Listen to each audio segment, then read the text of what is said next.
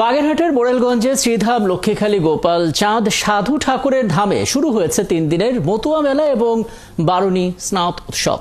ভক্তদের নিশান ঢাঙ্গা এবং ঢোলের বাদ্যে মুখর হয়ে ওঠে 103তম আয়োজন। মতুয়া সম্প্রদায়ের হাজার হাজার ভক্ত এই মেলায় অংশগ্রহণ করেছেন। এনামুল হকের তথ্য এবং ছবিতে প্রতিবেদন।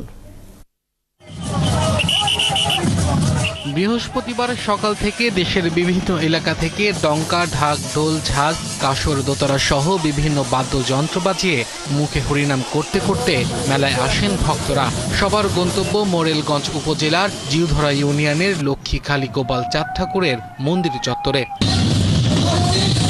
200 বছরের পুরনো ঐতিহ্য এই মেলাটি এলাকায় গোপাল সাধুর মেলা নামে পরিচিত।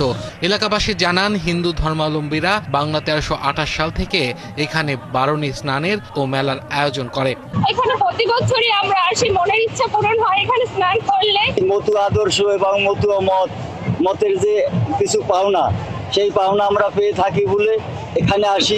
ঈশ্বরের কাছে প্রার্থনা করি সবাই যেন ভালো থাকে, আমাদের এই দেশের অবস্থা যেন খুব তাড়াতাড়ি ভালো হয়।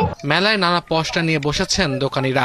হরিচাঁদ ঠাকুরের 214তম আবির্ভাব স্বর্ণোৎসব উপলক্ষে 3 দিনের এই মাতোয়া মেলা শুরু হয়েছে। ভগবানের নামে আমরা জায়গায় দল নিয়ে আসছি। গোপাল চাঁদের মহিমা যা আবির্ভাব হয় সেগুলো নিজ চোখে দর্শন করার জন্য পবিত্র স্থানে ঘুরতে আসছি, শ্রী শ্রী হরিচাঁদ ঠাকুরের দর্শন করতে আসছি।